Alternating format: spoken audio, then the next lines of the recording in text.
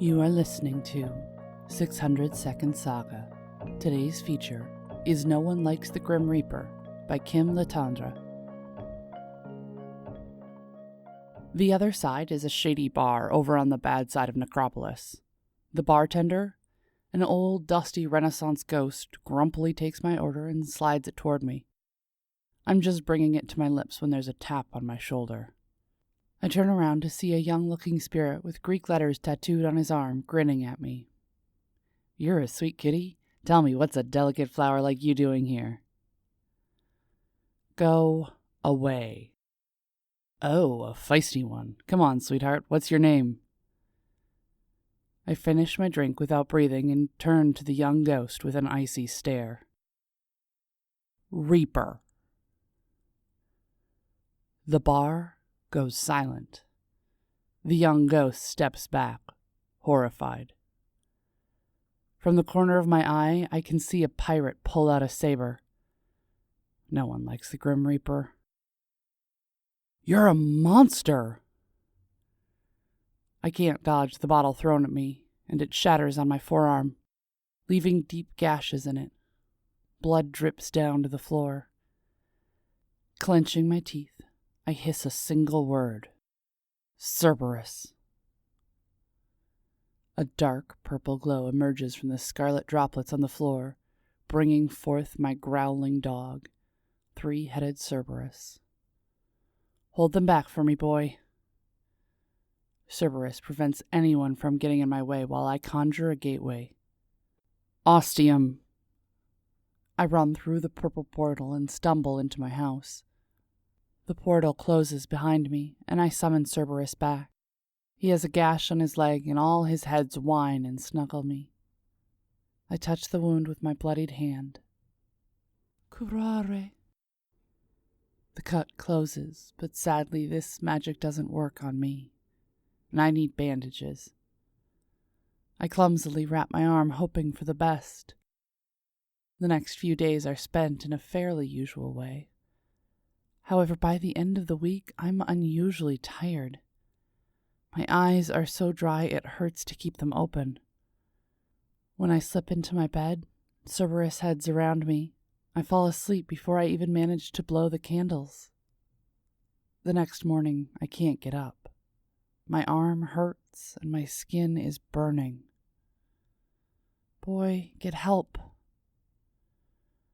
Cerberus leaves, and so does my consciousness. When I wake up again, I'm in a hospital. I groan and a head pops through the door. "Oh, hello, Sleeping Beauty. You had me worried here. I haven't seen such a bad infection since I was alive." The nurse is the bustling ghost of a young man with bright blue eyes and dark brown hair. He keeps smiling and makes wide gestures when he speaks. "They didn't tell me anything about you. Just dumped your case on me and told me to take care of it.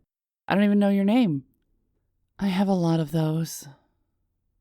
He looks puzzled, then worried. "Like aliases? Were you involved in some kind of crime network when you were alive?" "No, honestly, I'm not even sure if I've ever been alive to start with." "What? Just who are you?" "Lately, people know me as Reaper." He freezes and looks me up and down. He's nice. If I tell him now, he'll probably stop. That'll save him self-loathing for not treating the Grim Reaper like she deserved. "I didn't know Death herself was so cute." I stare at him wide-eyed. "But everyone hates me. I'm the reason all souls even end up in Necropolis." "I've always been a fan of your imagery." He comes to me and sits down on the bed before pulling up his sleeve to reveal his arm. It's covered in colorful tattoos of skulls, roses, bleeding daggers, sparrows, and even a ship. I trace the outline of a skeletal pinup with my fingers. They're beautiful. He smiles even wider and turns his arm for me to get a better look at them. He starts telling me their meaning. Who gave them to him, where he got them, What backstory some of them have. His eyes sparkle as he speaks, and part of me wants to look at them instead of the art on his arm. When he leaves, I wonder if he'll be back. My assigned nurse, Nick, visits me for extended periods of time every day until I'm discharged. Even after this, he checks up on me at home. Each time I hear the doorbell, my face lights up. Cerberus has warmed up to him and greets him at the door. Even after my full recovery, he keeps visiting. The first and second time we go out, it's like a fairy tale. The third time, we encounter a young man with Greek letters tattooed on his arm. I try to pull Nick away, but the other ghost seems to have other plans. "Remember me, monster, from the other side? Does he even know you're the abomination that sent us all here?" Let's go, Nick.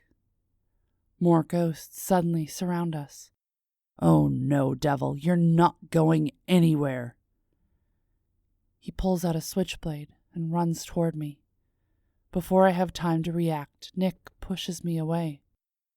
The blade enters his stomach, and he gasps before falling to the ground. "Now he's going to die because of you, for the second time. Just do everyone a favor and disappear." I'm boiling.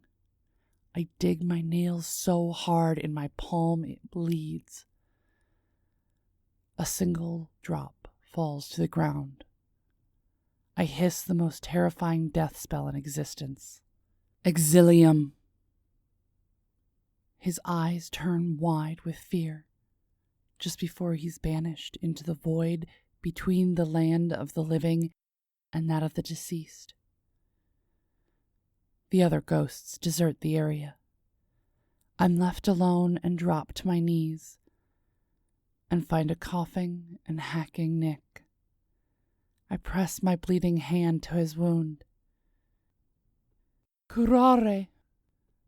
The gash closes, and I hold him close, tears rolling down my cheeks. "Don't you ever do that again. I'm not worth you dying a second time." He smiles softly and moves the hair out of my face. "Of course you are." And then he gives me my first salty kiss. This was No One Likes the Grim Reaper by Kim Letendre. Kim has lived in Canada all her life, in Montreal for most of it, but moved to Ontario in 2011, and is now a university student in Toronto, studying immunology and animal physiology. Kim speaks both French and English and writes in both languages. One of her French short stories has been adapted into a segment of a play presented by Théâtre Français de Toronto in 2014. She bakes and does fencing in her spare time, and also enjoys reading all types of books, but especially fantasy and adventure. Kim has a deep love for anything Alice in Wonderland and mythology, two topics that are not even slightly related.